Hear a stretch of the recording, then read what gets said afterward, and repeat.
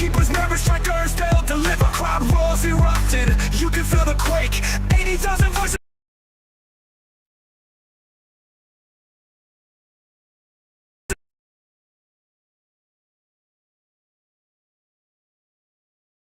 We'll never lose, and Alluvian we'll never lose, and Alluvian we'll never lose, and Alluvian Sharp cuts on the field, defenders they shiver. Goalkeepers, nervous strikers, they'll deliver. Crowd roars erupted, you can feel the quake. 80,000 voices.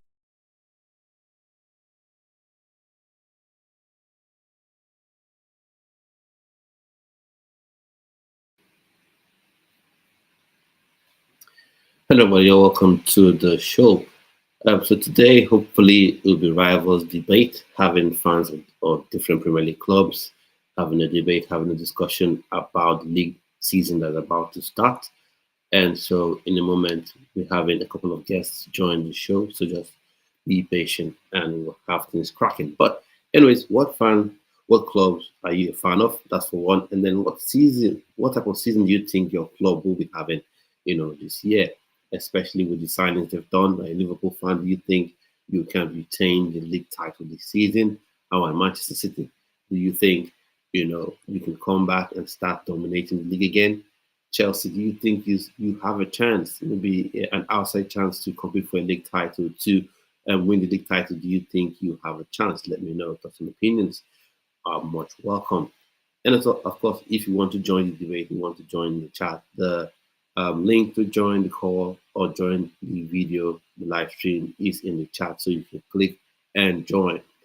And then we're talking about Arsenal. Do you think this year is indeed your year, especially since you've gotten Gyökeres, who is your out and out striker? That's one thing that you have been looking for. You've been missing all this season, and that's been the excuse for people who are back at Arteta. That's been the excuse. We don't have a striker. The board hasn't backed him. Now you have one of the world's finest strikers in Victor Gyökeres. Do you think this is the season that Arsenal wins the league? Let me know for some opinions. And then Liverpool, with the business you've done, you get KTK signed in, Salah already there. You've got Florian Wirtz in the British transfer record in the building as well. Do you think you've got all it takes to, to retain your league title? And then for other clubs, where would you like to finish, or where do you see your team finishing come the end of the season? So while we wait for the guests to join the show, I'll be taking a quick break and I'll be back very, very soon. So don't go anywhere.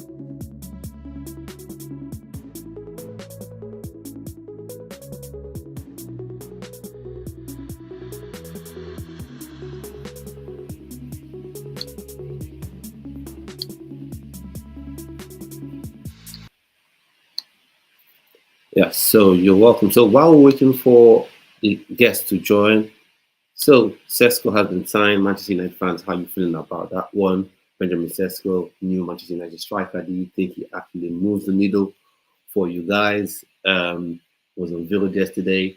Now the thing with Sesko for me, I think he's just like Rasmus Højlund. Um, he still needs time to come good. He'll need at least this season, betting in season. So if he gets 15, 16 goals, you would say that's a good season for him. But this season is going to be really, really tough. Now, people have gone on to talk about his physical profile. Which, for me, I think the physical profile, that's a plus for him. You know, he's got speed, he's got power, he's tall, 6'5", but still, you have to still perform in the Premier League. The Premier League is a different monster altogether.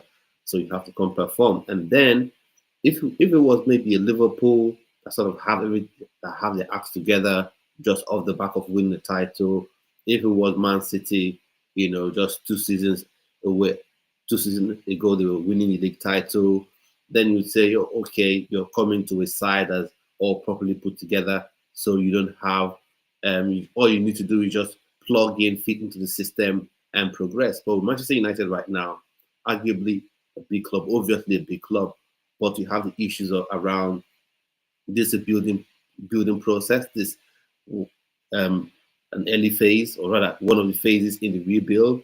You need a couple of more windows, and in addition to that, it's not like every other club that's trying to build. At Manchester United, if you even while you're building, you're expected to win. You're expected to, at least worst case scenario, finish in Champions League spots, maybe win a couple of domestic trophies. But at this moment, can Manchester United do that? The fans, I'm sure, don't want to hear anything about, you're rebuilding, trust the process, to want to win now. So the pressure you have with Rasmus Højlund, I'm sure you have a similar sort of burden as well on Benjamin Sesko, because I'm sure Manchester United fans will want him to expect him to score tons of goals. But I just think he would have it. It'd be very difficult for him, because right now I think Manchester United are still a couple of signings short of really, really competing.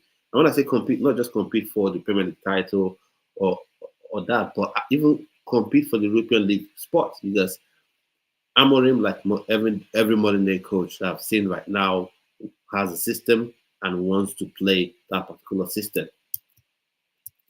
So he wants to play this three at the back with a two-man midfield.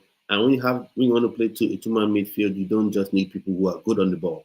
You need people who are even better off the ball. You need players that can go both ways, that can defend, create, and support the attack as well. So Bruno Fernandes, for me, I think that's would I say weakness? I wouldn't quite say it's a weakness, but I would say is a whole. Is a whole. It's a conundrum, I think, because while he's good on the ball, but off the ball, I don't think he's the greatest. He may be willing to do the work, but I don't think he has the physical attributes to do that job. And then as well, as you have Casemiro. Casemiro is washed in terms of when you expect someone to do something super athletic or athletic on the field of play, he may still have the experience, but I just think not yet. I just think the time is past. I don't even think he was super athletic in his day, but when you're young, you can sort of make do with that young man energy. But I think right now he's past it in terms of fulfilling that role. So, and then on the other side of things, you're looking at the wing back. So arguably Amad Diallo will be the right wing back. So fair play to him in that regard. I think a lot of Man United fans are going on about they would have wanted him to play, that's one of the 10 roles behind the striker. But you have to remember he only came good under Amorim when he played that right wing back. So I think that suits him perfectly. That just like reminds me of Victor Moses at Chelsea. Victor Moses, a winger, all intents and purposes, a winger or a 10. But under Conte, he was changed to a right wing back, and he was very, very successful, helping Chelsea win the domestic cup and the Premier League as well. So that was brilliant So that was brilliant from Conte. So that what maybe Amorim may be expecting from, what's his face, maybe expecting from Amad Diallo. So Dogu now gets to play as a left wing back. So that's perfectly fine. That suits him. He's a left back or more of a left wing back, in my opinion, the way he plays. But that's fine. But I just think that midfield is an issue. And then I also think, though you may say you have the Euro, I still think that Manchester United are short of two centre backs. Why you might say Matthias de Ligt, would be that sweeper or will be able to play that sweeper role. But um, let's see if we can try that. But Manchester United definitely needs another centre back. So you want to join the chat, the rivals is meant to be rivals debate waiting on some guests. You can click the link, it's in the chat, and you join the call that way. And then as well, talking about a club like Arsenal now. Arsenal, you've got your striker. So I think that's everything sorted out. You've got Madueke on the wings. And a lot of people have been dumping on Noni Madueke. I doesn't quite understand why, because I think he was very, very decent at Chelsea. People say Pedro Neto is better than him. But when you ask yourself, let's look, how about the outputs? So, because Noni Madueke, according to a lot of Chelsea fans, is this guy that has no output? Is this guy that just runs with the ball? Is this guy that just likes to sag his shots? Is the guy that likes to just have holes in the socks as opposed to having production? And Pedro Neto is meant to be this guy who is hyper productive. But when you look at their stats, when you look at what they've done this season, what they did last season in the Premier League, or at least in all competitions, Pedro Neto, 10 goal contributions, Non-Madueke, 10 goal contributions with 7 goals, 3 assists. Pedro Neto with 6 goals, 4 assists. So how did people look at one as being this super creative player, super productive player, and one being super wasteful? Now they weren't world stars in my opinion, but I think they were on their way. Noni Madueke was on his way. So I, as a Chelsea fan, I really didn't feel great about letting Noni Madueke go. But he's gone. So I think Arsenal, they've got a good player there, and it seems not Mikel Arteta would want to play him, on that left wing. So let's see how that shakes out. I think he'll do a good job there as well. I think he's better than Martinelli, in my opinion. I think he has more about him than Martinelli. I think he definitely has more about him than Trossard, because he's faster and he's got more skill. Martinelli can match him for pace, but not for skill and for flair, in my opinion. And of course, you've got Saka. You've got Saka in the building right there. And then Noni Madueke as well, we know, can play that right wing spot as well. So that means he can provide us support. But Arsenal may be ever so slightly light in midfield, in my opinion, because right now Thomas Partey has left the club, and now you have Zubimendi alongside Declan Rice. And I think Declan Rice is the first option in the midfield, in that defensive midfield, in terms of giving you that physicality and passing range from midfield. Is the first option. But Thomas Partey would have offered something different, in my opinion, would have offered something additional, in my opinion, but he isn't there.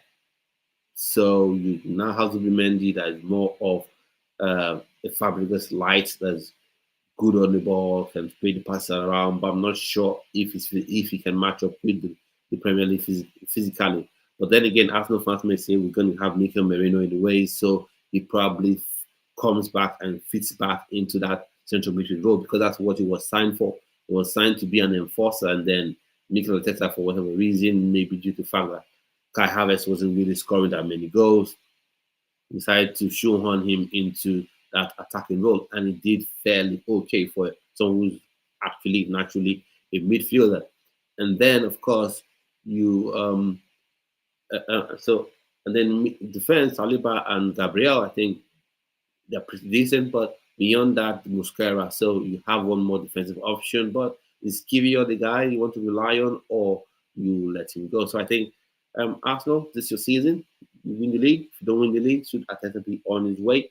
So waiting on the guests to join the show. So let's keep going. If you want to join the show, you can click on the link in the chat and we can go on from there.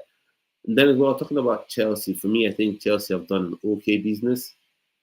But is it business sufficient enough to make Chelsea, league contenders, actual serious league contenders? I'm not quite sure. I think the jury is still out on that one, because for me, right now you've got João Pedro, who's shown to be clinical, 4 goals in 3 games, isn't a bad return whatsoever. In fact, it's a very, very decent return. So good. Estevao William, we saw him yesterday. We saw him the day before. He played very well, excellent on the ball. Versatile as well. Was able to play in that 10 role while Palmer was absent. While Palmer was in the team, so brilliant in that regard from him. While Palmer was taken off in the second half, so good on him as well. And he showed that he could distribute the ball very well. He also showed great anticipation in the box. So that's brilliant for me because most wingers don't really bring that to the party. But one issue you're going to have from a Chelsea point of view going into the season is the wingers because you're just going to have people who are going to double up on your wingers. And we saw it in the Leverkusen game. Even if Chelsea dominated the game, we saw it at Tariq George and even Estevao William, despite the fact that he was very good in the game, had that issue of when he was doubled up, tripled up on, it made it a bit difficult for him to play. So Enzo Maresca, I think, should be willing and open to having fullbacks, overlap, at least to draw away, pull away a fullback or pull away a defensive player from um, an Estevao, for instance, or a Gittins, for instance, or even a Pedro maybe a Ganacho, if and when he joins, because it seems like he's becoming something that may happen, even if I don't want it to happen. But it seems that's what the board are going for. Someone in that sporting director group sort of fancies him. And then strikers, Liam Delap, he's got a lot of criticisms about him. A lot of people have criticized him. And for me, I'll say this: when you opt for signing young players, signing youngsters, that's what you get. You get the ups and downs, right? You get amazing highs and also incredibly frustrating lows because you have players where they don't quite, you know, do things you expect because of the inexperience. Like um, we see with what's his face now. we we, we see with the Chelsea striker. I'll just keep it going straight for that way. We see with Copa, we see with Liam Delap.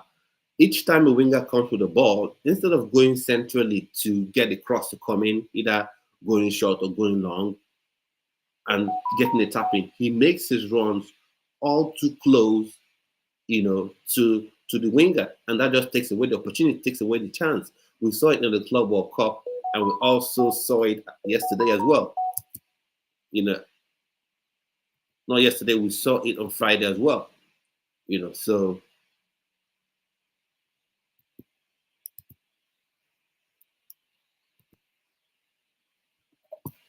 we saw it as well. We saw it as well. So just a moment, and I'll be back with us. So.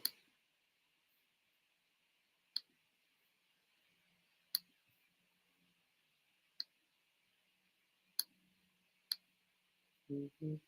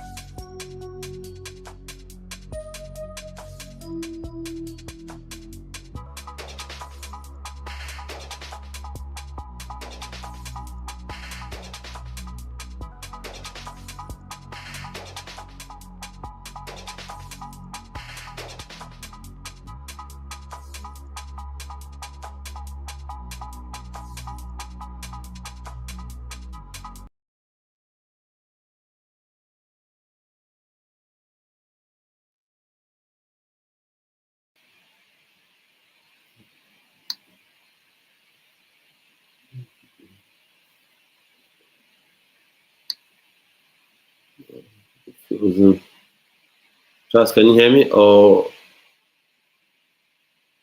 like your camera is frozen?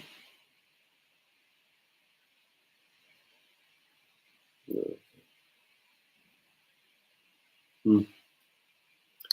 So it does seem like most of my guests are having issues with the connection. So hopefully that gets sorted out soon and we can have a debate going on. So just driving on Chelsea, what do I think? I think Chelsea maybe could have an outside chance, but I think Chelsea's position going into the season probably is to finish in the top four comfortably, maybe get that third spot, maybe finish ahead of maybe a Man City or an Arsenal even, because Man City, the way I look at Man City right now, people are sleeping on Man City. I don't quite understand why.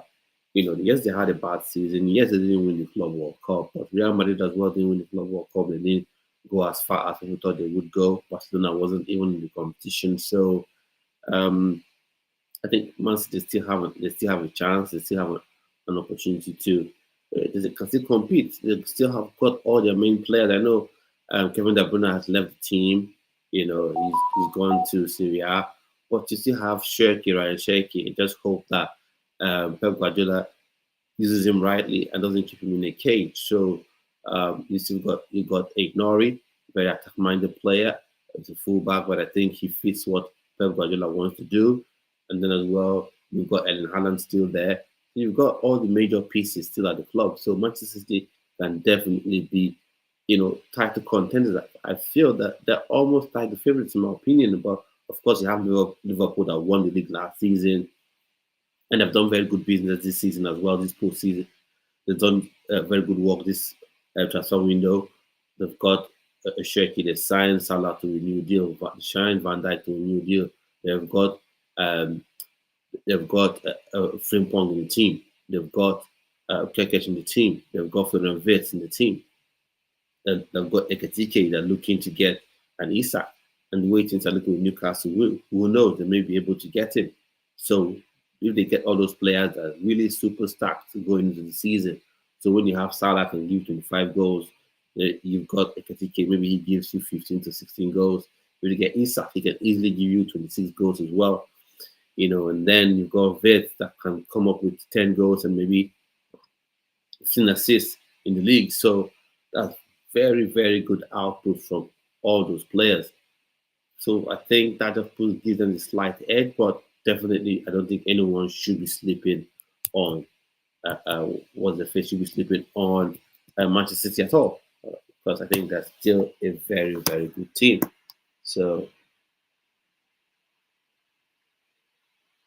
I think that's how I see the league right now. So today was hoping to be a rivals debate, to have rivals come into debate on here, but haven't there's been connection issues for people to connect to the show. So I think hopefully next time we'll have a better show when we have people on. But I want this to be a regular event we have in every weekend and some days in the week as well that I will communicate to us all. So rivals debates, don't be disappointed. I feel a bit disappointed myself if I'm completely honest.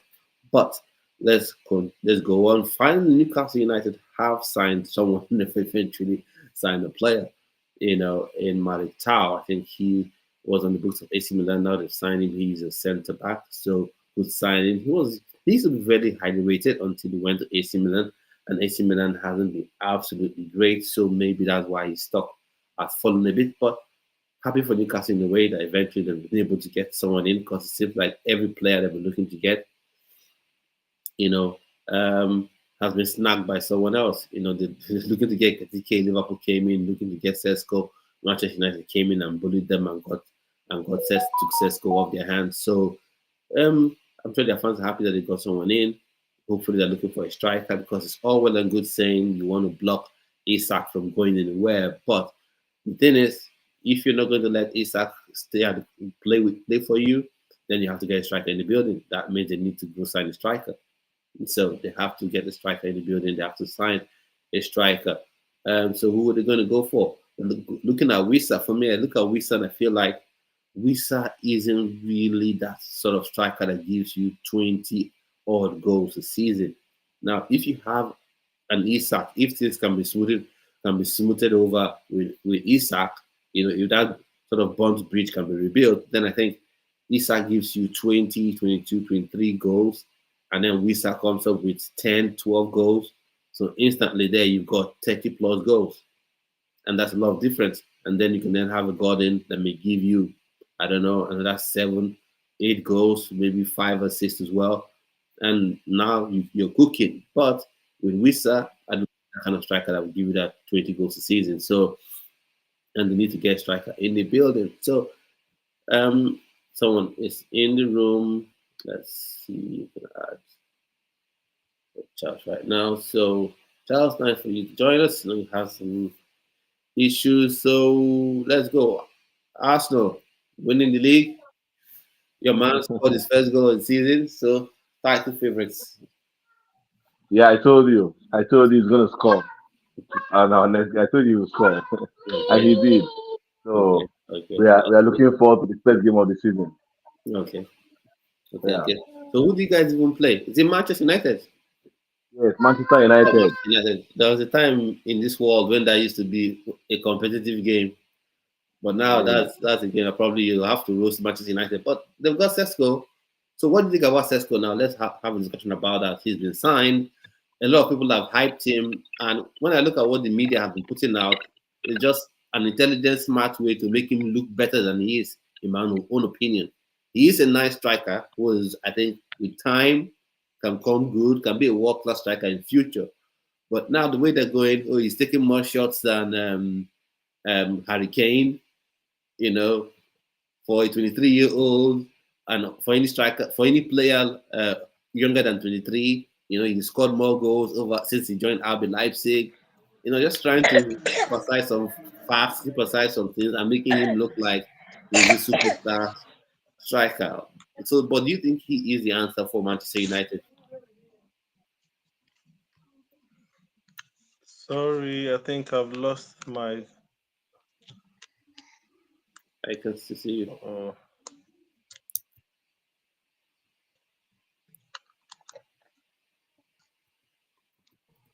God.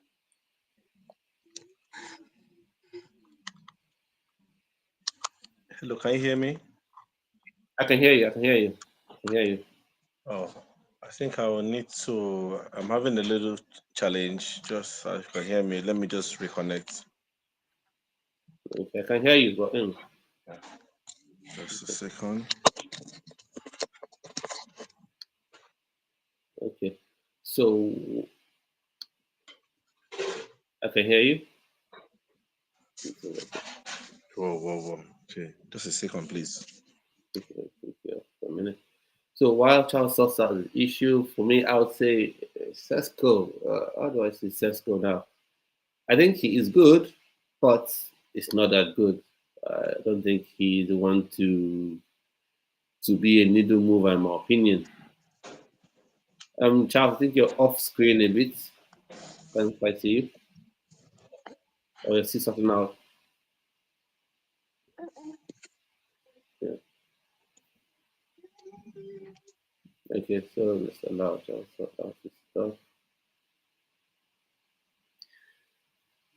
So a lot of technical issues making it around today. So, but anyways, we still move on. So let me know in the chat. What do you think about Sesko and Manchester United? Do you think that right now he's the guy for Manchester United to move the needle for them?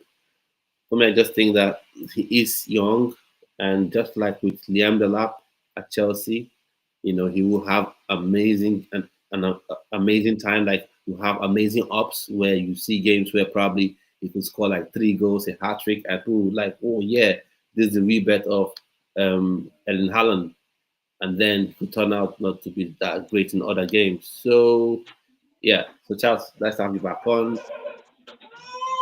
Yeah, so the question I was asking, what do you think about? Oh, he's off again. Yeah, that's it.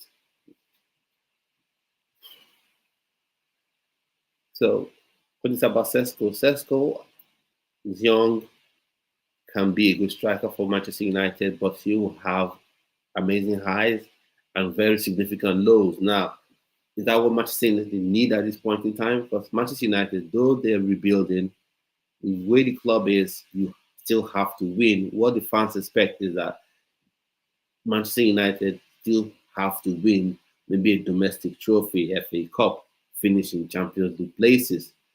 But right now, the teams you have ahead of them just makes it a whole lot difficult to have a team that is not fully built and compete because you've got Liverpool, look at the business, look at how they won the league last season, and look at what they've done in the off-season transfer window. You look at Man City, they fell off last season, but they have been the dominant force in the Premier League for the last, I would say, seven, 7 years, winning back-to-back titles. And of course, they've got Ellen Haaland, they've got Doku, they've got Savinho, you know, they've got Ryan Cherky, top talent. They've got Nori. So they've done amazing business this window themselves as well. Plus they've got Pep Guardiola that is always able to find a way.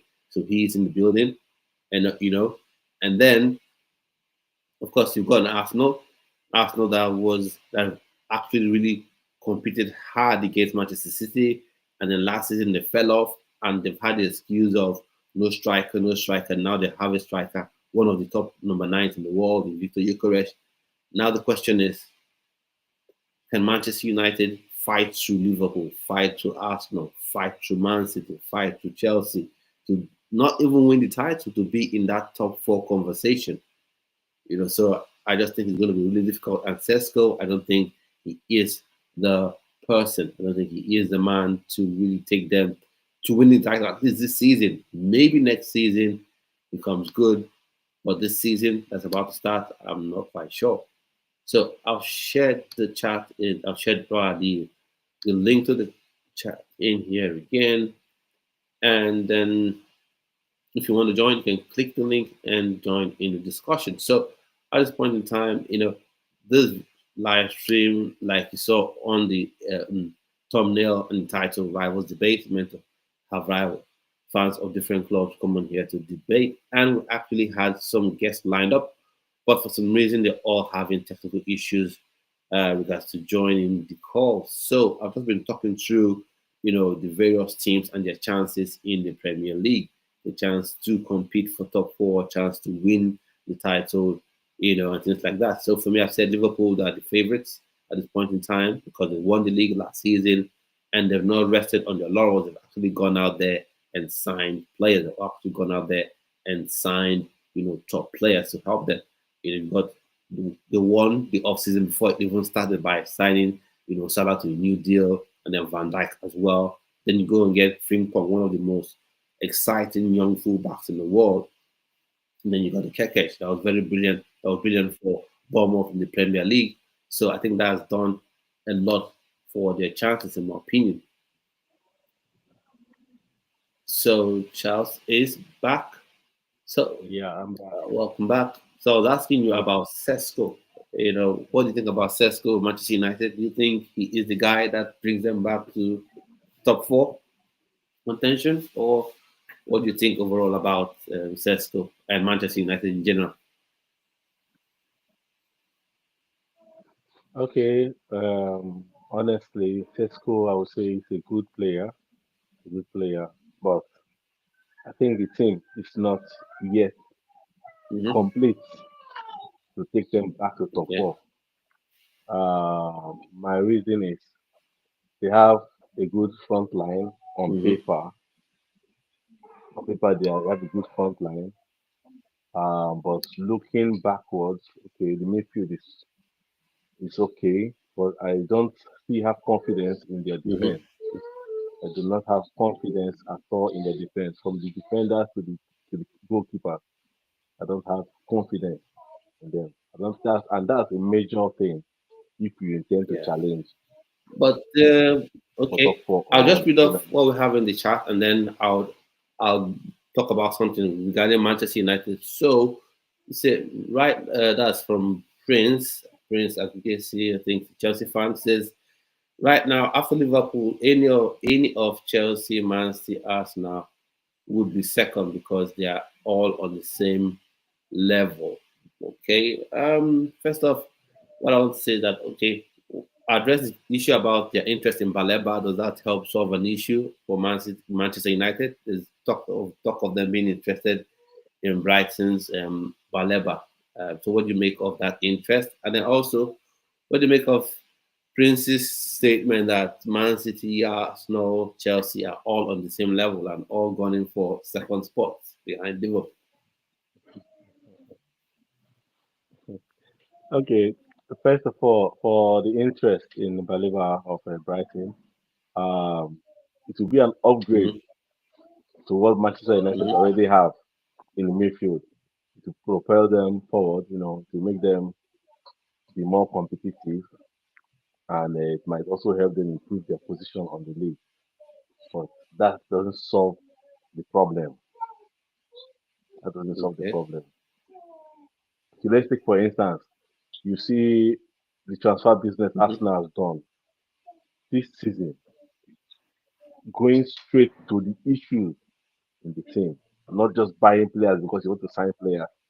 You're signing because you need to Mm-hmm. upgrade, you need to reinforce, you need to cover the loopholes.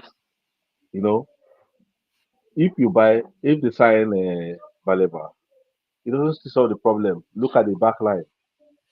Euro will know as good as he is you can't rely on him for the whole season. He will get injured. Mm-hmm. And when he gets injured, who steps in? These are the things you look at. You must have good replacement. Do they have it?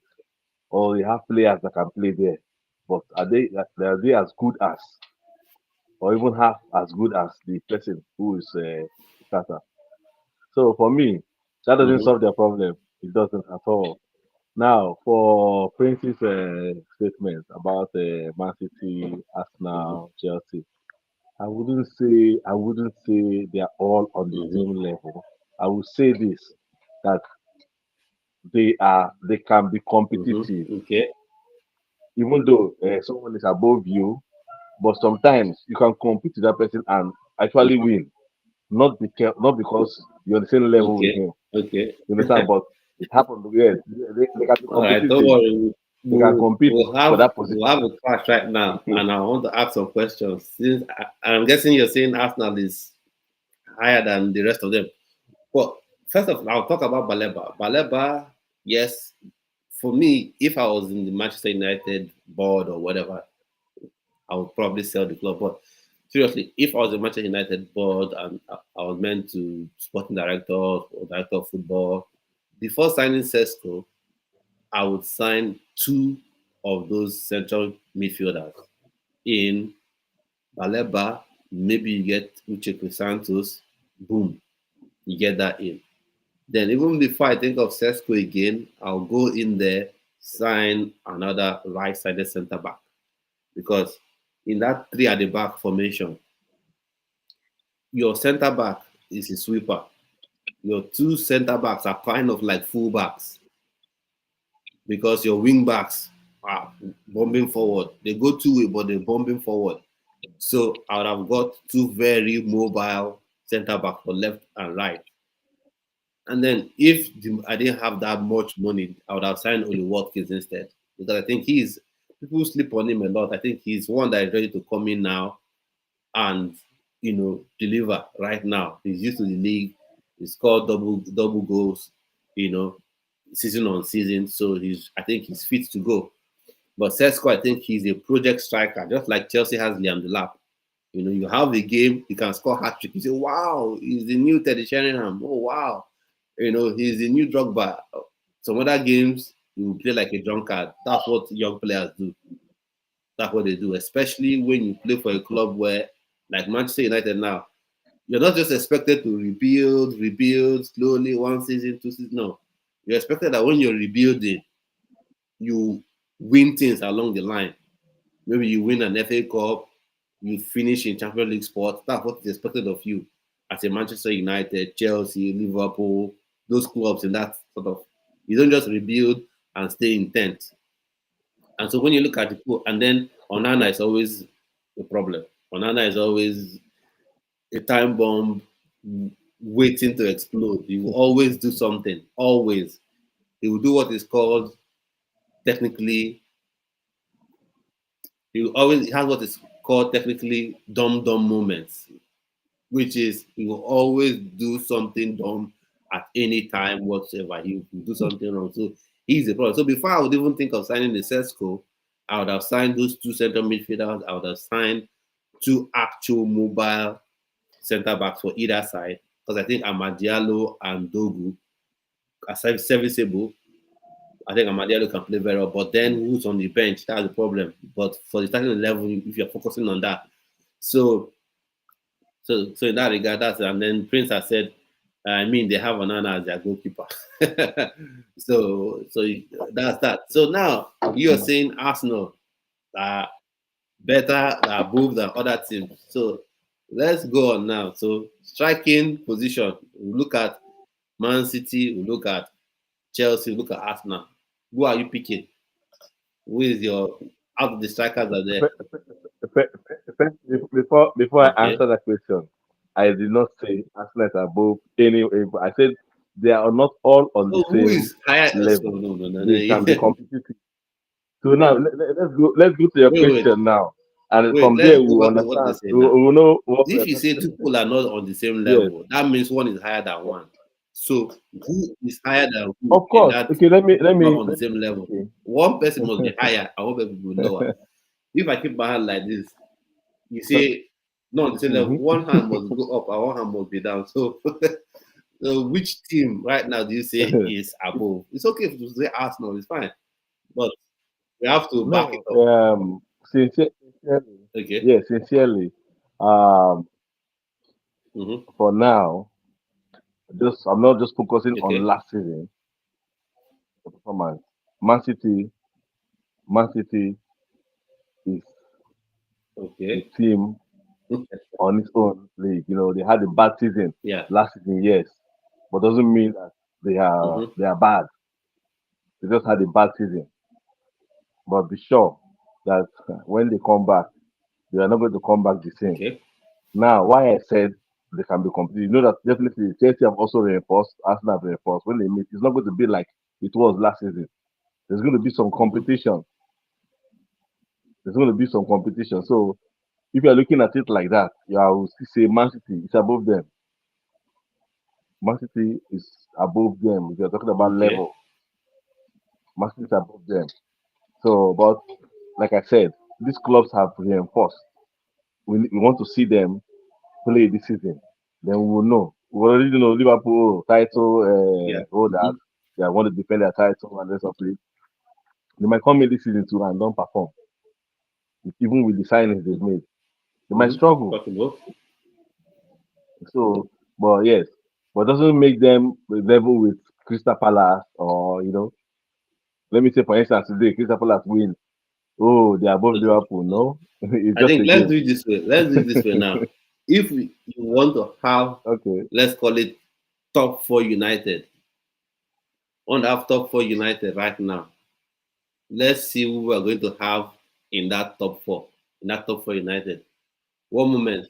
So Prince has said this ranking is based off the current squad each team have right now, current form and projected expectations.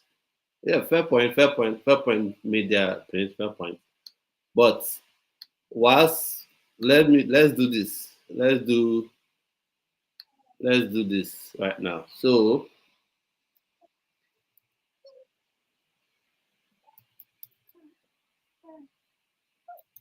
if we are building that top four United, Hmm.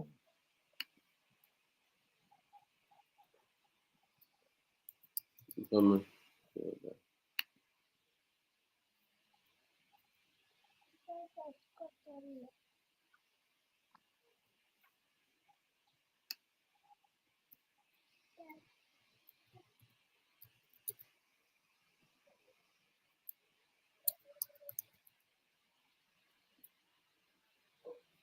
if we are building that, who are we having as the striker? As the striker in from the top four,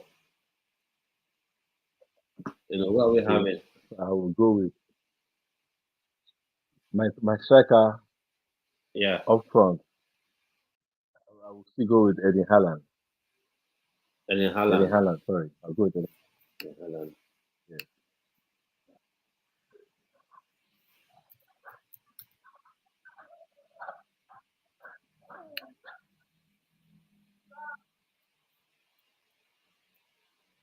Mm, come in, trying to get something.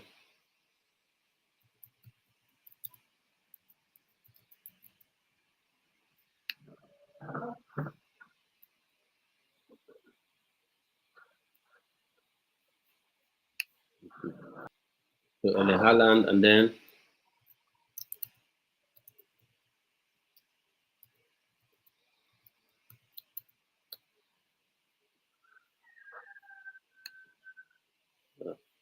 Trying to use something, but that is not coming up now. So Okay.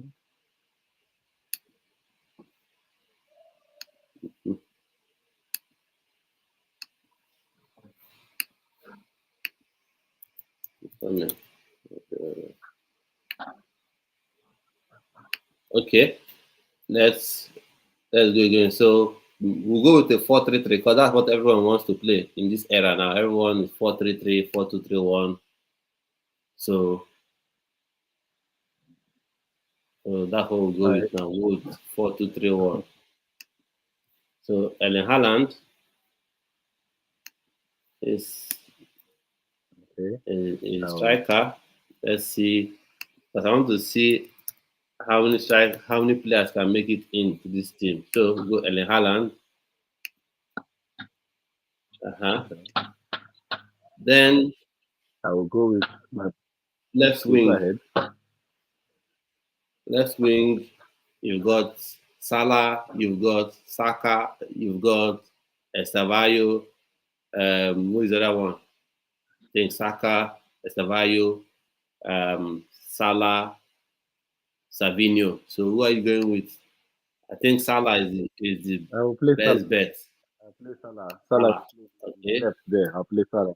Yes. Let's see. Salah. This Mo Salah, the idea. Then Yes. on the right wing, you've got no, yeah, on the left Bukayo wing Saka. rather, you've got No, Salah. Madueke, you've got Trossard, you've got Martinelli, you've got Gittins. I think that's about it. So who is making that one? No, Who's what I said making on the that left? left wing, on the Yeah. left wing, I will play Mm-hmm. Salah on that left wing. Salah on left Yeah, I'll wing. play. Yes, I'll You play play Salah Salah on on that left left wing. wing. Yes, How will Salah be on left wing? he is a versatile player. Don't forget, he played with Sadio Mane. Don't forget, All he we're doing played is the alternate. Salah, even with Yes, Pedro said Sadio Mane, he played on that left wing. He played on the right wing. right, yes, Because you're but talking he did about playing alternate. players in their best position where we know they can produce. So for the other side there, I don't even know. Putting Gittins, no, is Trossard Martinelli. Nah. So I will just veto that and put That, Gittins there. that's why. I'll That's just put why Gittins there I I because I did Salah I think we're because looking for balance, and I think that gives it's not balance. just Yeah. So Haaland, the 10 now. it's not just We've got Odegaard, we've got Verts, we've got Palmer, um, we've got Shirky, we've got Ryan Shirky for Man City. So these are the 4 tens we have. So who is going in there? Who is going in that 10?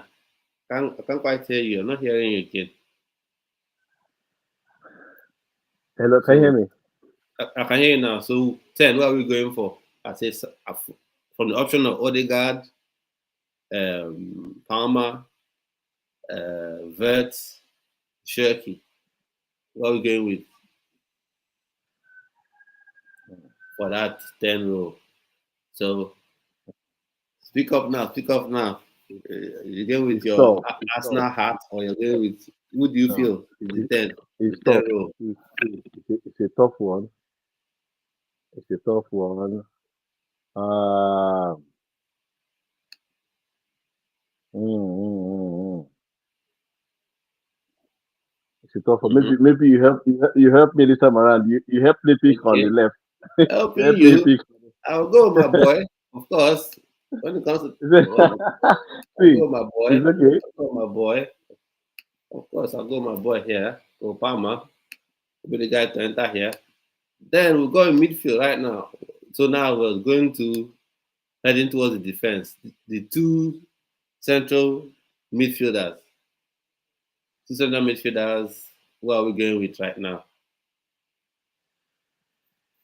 Two central midfielders. We've got option of Caicedo, Esugo, Declan Rice, um, Rodri.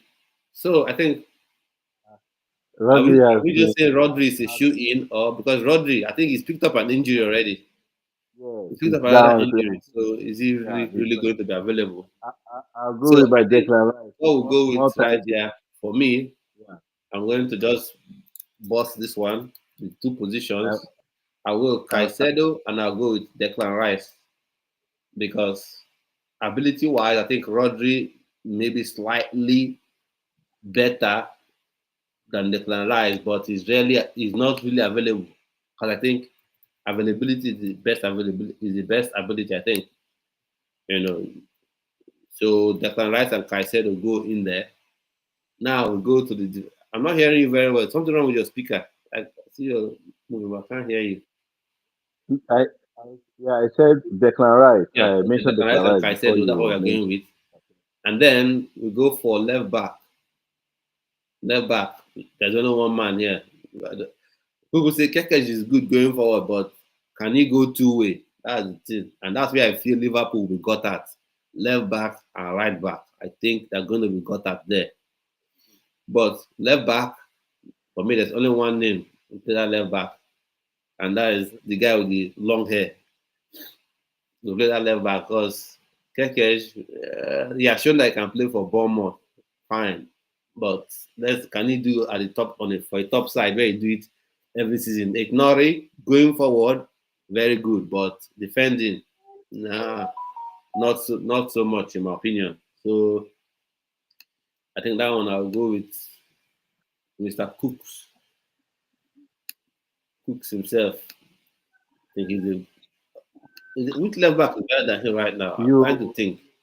Now defense, you watched defense right against now. This is where I think Saliba. Arsenal can shine in his defense because Cole is out for You the know season. Saliba and Saliba and Gabriel. Gabriel. No, So no, no I'll competition. give the center defense to them. People talk about Diaz. I think Diaz is a bit too slow for me. I just think he works in Man City system. Diaz works in Man City system, but I don't think he can actually work somewhere else. So Gabriel works there for me. Now, when you talk about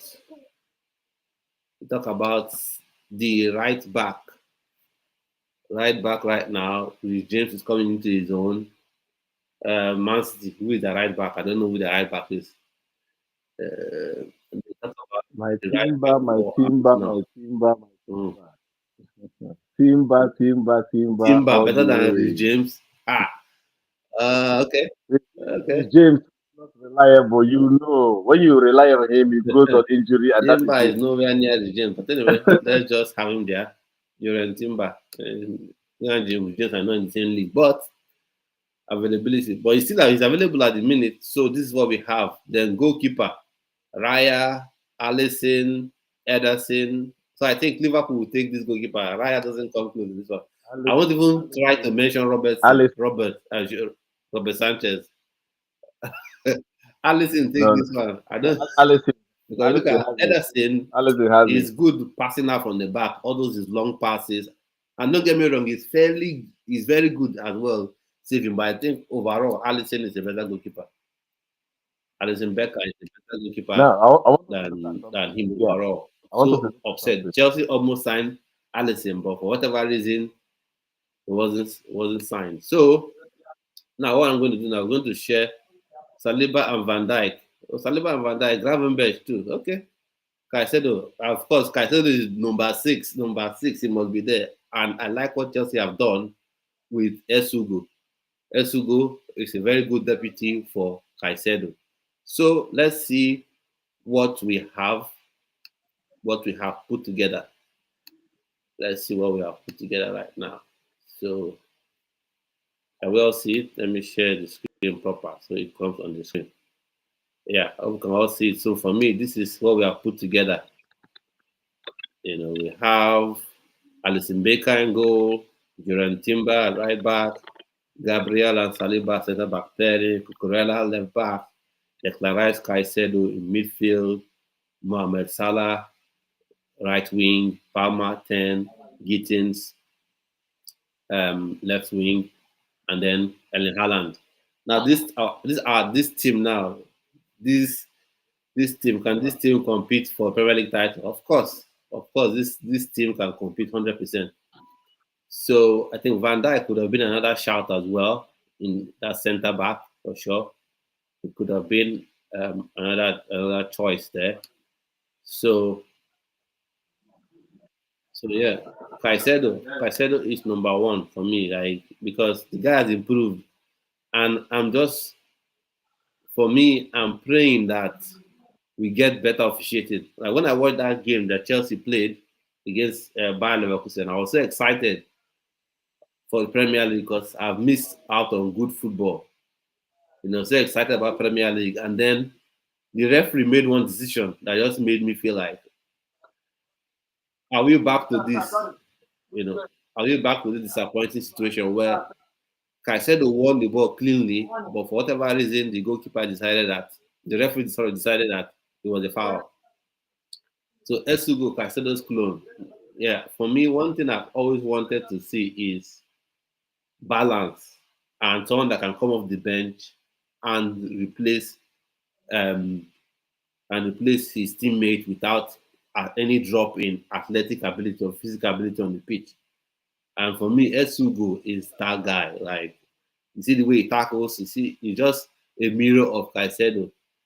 So that's our starting 11 that we have for this group. So for me, he's a mirror of Caicedo. And some people may not agree, but I would like to see him play to play together with Caicedo in some games. If you're playing Arsenal, you're playing Manchester United, even if they're not that great at this point, you're playing Man City, you're playing Liverpool. Palmer, go and attack. Gittins, go and attack. Estavayo or Neto, go and attack. João Pedro, go and attack. Caicedo and Esugo sit in front of the back four. So for me, Gravenberch is a good shout as well. It's a good shout. 100% he is. He's a good shout for that central defense role, in my opinion. I mean, for central midfield role, in my opinion, it's a good shout. But overall, I think Charles has frozen, so I'll take him off here. When he's back, he's back. Yes. So, what do you make of this starting 11? What do you make of this starting 11? So because I think this is a good squad, or maybe, like people have said, Gravenberch maybe starts ahead of Declan Rice. I can see that argument. Now, Timber for me is only here because he hasn't, because he's more available than Rich James. But I think Rich James is actually better all around. There's no comparison. Rich James is actually better than him, but he's more available than Rich James. But on the flip side of it, you can argue that Rich James has been more available this past season and has played in all the important games for Chelsea this season, than he has ever been. So let's see how that goes. Corella, for me, there's no argument. Right now, he is the best left back in the world and maybe arguably the best left back in world football, in my opinion. So that's it. And then in the central midfield, Caicedo will start for me anytime, any day. Then you can pick between. It's a toss-up, I think, between Declan Rice and Gravenberch. It's a toss-up between those two. And then we say Frimpong. Frimpong, I think, he doesn't have balance, in my opinion. He can attack a lot, but defensively, I think that's where Liverpool can be got at this season, because Frimpong is super attacking, but that means he leaves a lot of space in behind. Same thing with your Kekes. And then on the other side of things, people say he can replace Salah when Salah goes for AFCON. I wish. I just pray Arne Slot actually plays him as a winger, and let's see what's going to happen. So of course, Salah at right wing, there's no question about that. He creates from there, he scores from there. There's no issue whatsoever with that one. He is definitely the one that goes in there. Palmer, the 10 role, for me, I think is better than Odegaard. Maybe because I'm a Chelsea fan, maybe that's the reason. But I think he starts ahead of Odegaard. Ryan Cherky still has a lot to prove, So I'll go with him. Gittins, I think the left wing position right now, you don't have that much competition. And looking at the top four sides, Martinelli, not really good. He's quick, but that's it. So if you're talking about just pure quickness, maybe he can be a track and field star, but definitely not one of the top left wingers in my opinion. And then Trossard, for me, Trossard is just a guy, a body. At this point in time, you put in that space. You need somebody to just be there. You can drop him in there. But in terms of being one of the top left wingers, not so much. So I've gone with Gittins. I know just small sample size, his pace, he's shown ability to go two ways. He showed in the Chelsea game. So top performance, top winger in my opinion, top talent. Let's see if he can prove so. And then of course, people have said Benjamin Sesko. Some people have said Benjamin Sesko is better than Erling Haaland. I ask those people, what have you been smoking? Can I have some of that thing you've been smoking? Not advocating for smoking, but if you say Erling Haaland, I mean Benjamin Sesko better than Erling Haaland, that means you must be drinking something that you shouldn't be drinking, because even look at when they started as youngsters, as kids, as young prospects. Look at what Erling Haaland was doing at Molde. Look at what he was doing at Salzburg. Look at what he was doing at Dortmund and what he's done at Man City. Benjamin Sesko has just been okay, slowly rising up the ranks like a decent player, but Erling Haaland has, from day one, has been a monster of a player. So they're not even in the same category, in the same league at this point in time. Like Sesko dreams about being Haaland. He dreams about him right now. So they're not in the same level, So, and I even think João Pedro may even have a better season than him. So let's see how it all shakes down in that regard. So let's go back to the charts to see, what has come in to the charts. Anything coming in? So we'll go to the chat again. Show on stream chat. Go down. So left wing isn't exactly. It says Prince says left wing isn't too strong for me based off Gittins is a new kid on the block. Yeah, when I look at the left wing, I think Foden and Cody Yakpo should be the left wing. Yeah, well, I kind of get it. I kind of get your point. Yakpo part of the title winning side. So he contributed a lot to Liverpool winning the league title. So we must embrace him with that form going in. So maybe he replaces. So let's look at him. Maybe he replaces what's his face. Maybe he replaces Gittins. Maybe he replaces Gittins. Yeah, so maybe he replaces Gittins. So fair play. So maybe he replaces Gittins. Replace him with Gittins. So now, title. Who are we going for as title winners? Title winners. I know we'll soon be having to prepare for 2 games that'll be coming on after this. You have the Community Shield game, Liverpool Crystal Palace. So who do we have as the winner of that game? I think Crystal Palace having been like a 2% chance, but overall, I think all their face Liverpool are favorites for that game to win it. And I know there's a team that has been making that feel like it's a competition, like an actual competition that people should be going for, and an actual title, as Arsenal. So obviously not a title. So I think Liverpool are favorites to win that game. And then Crystal Palace, I must take a moment to talk about Crystal Palace. I just feel like they have been poorly treated, by UEFA. First off, I think this whole multi-club ownership thing is, yes, it's a law, it's legal, but I think it's an immoral law. I think it's a law that doesn't have any credence to me. I think it's something regulation rather, that was made by people who wear suits and ties and have convinced fans that is a good rule. It's not a good rule. It's not a good rule in my opinion. People say, so let me ask this question. Let's say someone owns Paris Saint-Germain. Let's call it the Ugo Amadi Football Investment Consortium, right? And the consortium owns PSG, the consortium owns Chelsea.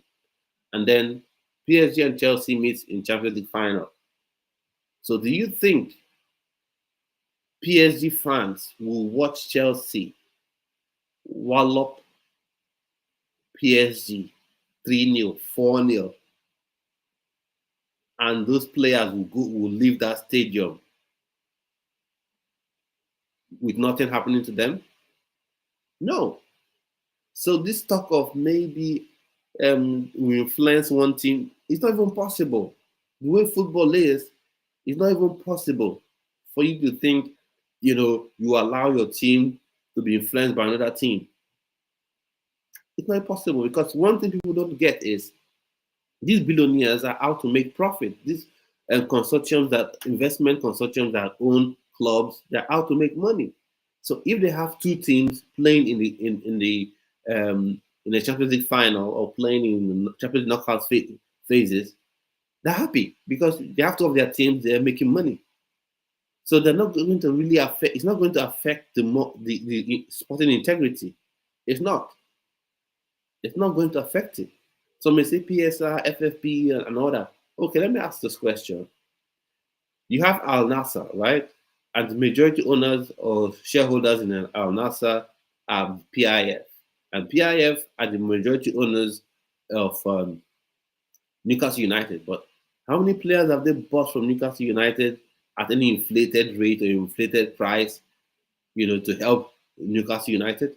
Because it would be very possible for Al Nassr to have gone out there, signed Higuain Ekitike, and loaned him back to Newcastle United.